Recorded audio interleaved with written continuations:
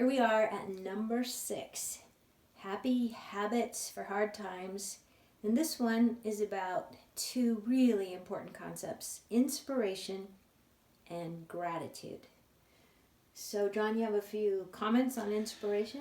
Well, I was inspired by the gratitude research, and so what I did was I put a little spin on it, and I had my students in the happiness class witness something inspiring, and it was incredible. It was inspiring to me because when they started watching for things that were inspiring, they found them.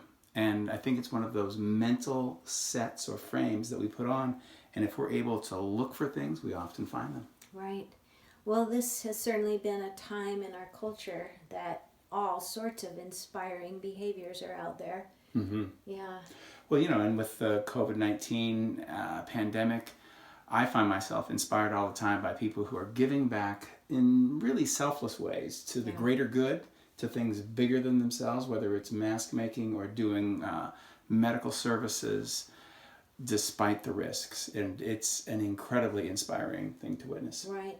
I think it's also inspiring when people dedicate themselves to something smaller and insignificant in a way by the culture's way of measuring things, that everybody who gets up, cooks a good meal, goes to a nursing home, helps out people who we have kind of sidelined in our culture, helping them stay safe and alive. That's pretty inspiring too. Right. Yeah. That kind of commitment to... Yeah, staying with it, and I'm very inspired.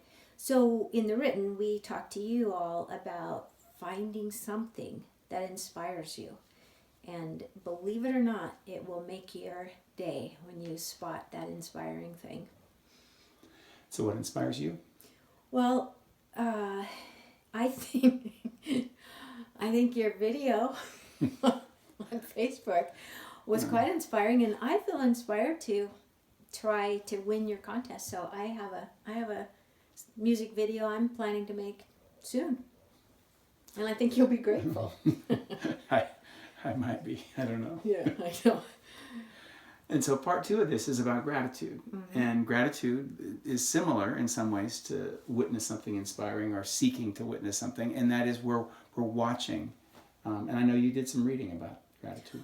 Well, yeah, there's this saying called gratitude is an attitude. And I found out that it's actually a person who inspired some of my dissertation research, Hans Selye, who believed that expressing gratitude actually reduces your stress. He was an endocrinologist, and so he had pretty good basis for checking that out.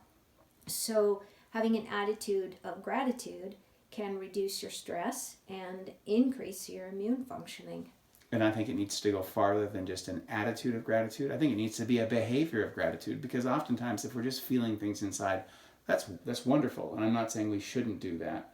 But if we can act on it, right, even by saying thank you. Yep. Yeah. And you have that assignment, and we want you to follow through on this if possible, to find someone you feel very grateful toward and express it.